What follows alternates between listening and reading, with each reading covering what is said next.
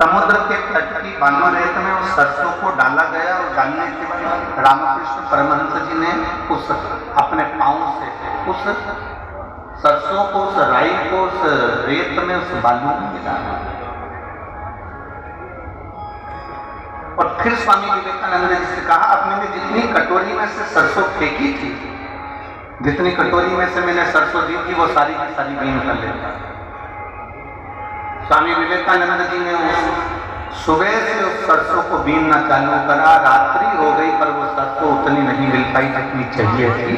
थोड़ी सी सरसों स्वामी विवेकानंद जी ने इकट्ठी करी, थोड़ी सी राई स्वामी विवेकानंद जी ने इकट्ठी करी और रामकृष्ण परमहंस जी के पास में आकर कहा, रामकृष्ण परमहंस जी के पास में आकर कहा कि ये सरसों मैं लेकर आया। रामकृष्ण परमहंस जी ने यही कहा कि देखो स्वामी विवेकानंद, नरेंद्र देखे,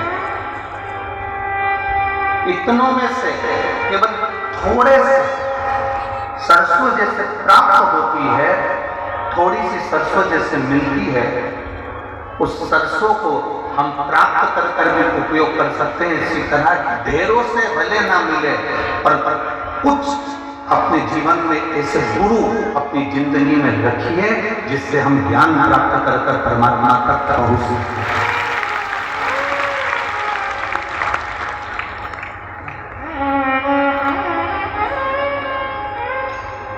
उन्हीं पूज्य गुरुओं में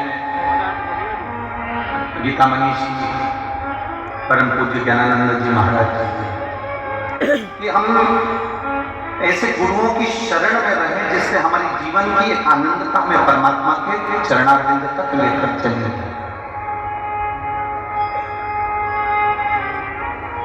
उन्हीं गुरुओं में से तारा बाबा जी ने, जिन्होंने अपने पास में कुछ भी नहीं रखा, कुछ भी। आज गोविंद जी बता रहे थे, किसी एक भक्त के यहाँ से बाबा जी के लिए रोटी बनकर आती थी 5। कितनी रोटी आती थी? 5। और